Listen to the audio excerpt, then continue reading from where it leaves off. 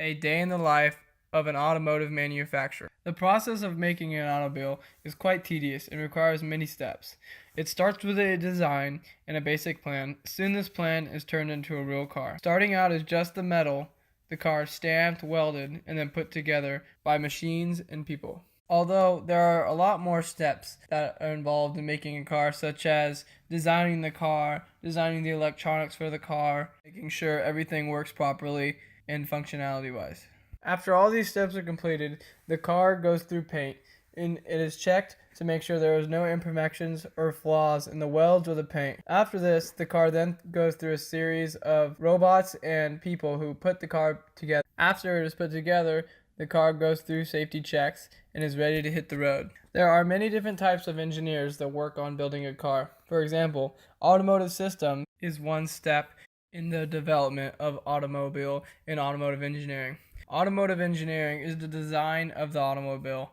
An automobile systems engineer may have tasks such as engine design, performance, efficiency, ergonomics, aerodynamics, and much more. When building a car, the first task is to find out what you want to do and how you want to do it. Depending on the type of car that is being built, an automotive engineer will make educated decisions based on what he wants to do with the idea that he came up with. An automotive engineer is different from many other engineers. We focus solely on the design of the car, making sure everything works and is functional. Although an automotive systems engineer may have input on the electronics, the electrical engineers have the final decision.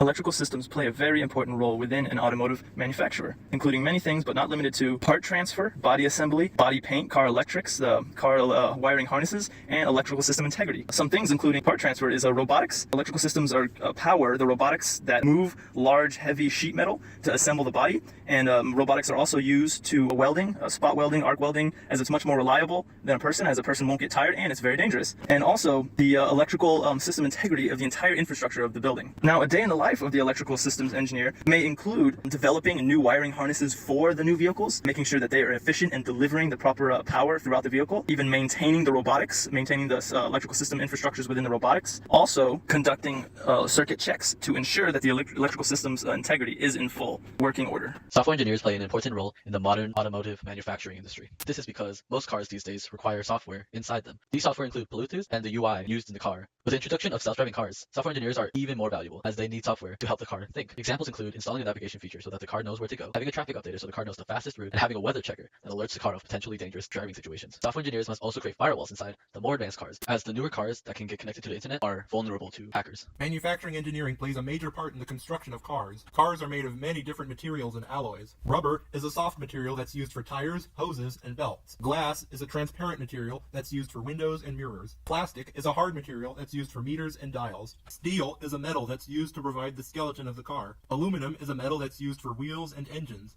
Fiberglass is used to provide the car with insulation. Titanium is used to provide the car with extra strength and heat resistance. Entire cars can be made through the assembly line. Parts such as doors usually begin as sheets of materials. Those sheets are then forged using a mold or several robotic arms. Those parts are then assembled by the machines into a car. One of the ways statistics is used in the automotive industry is by testing car safety. This is done with crash tests. Many tests are taken to ensure the safety of a car when it gets into a car accident. This information is gathered from these tests to judge each individual part of the car, and it compares it with the results of other cars in order to judge the safety of the vehicle. Statistics is also used by recording real-life data in order to make future improvements. This use of statistics is normally used for new cars, like most recently the self-driving car. Currently, several test driving cars are being sent out into the streets in order to search for bugs and errors that might occur during the testing period. This information is then sent to the main headquarters, where the engineers can look at the data and try and solve the errors before eventually shipping out the cars to the public. Some of the grand challenges that an auto manufacturer may face will include restoring and improving urban infrastructure, as auto manufacturers are now developing fully automated vehicles. And in very populated urban areas, reliable urban automated vehicles will reduce the amount of accidents and reduce the amount of human error when driving. And also securing cyberspace, as these fully automated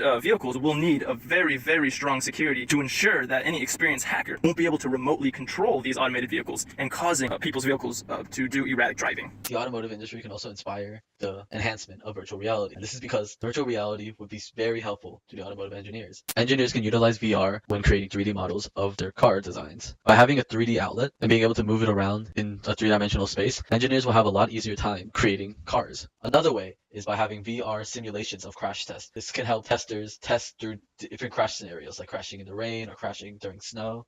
Solar-powered cars are an example of how automotive engineering and solar power can be related. If something integral to our daily lives like a car can be powered by the sun, that will go a long way towards making solar power viable. Once the vast majority of cars are powered by the sun, we'll be putting less pollutants into our environment, thus fixing the environment's nitrogen cycle.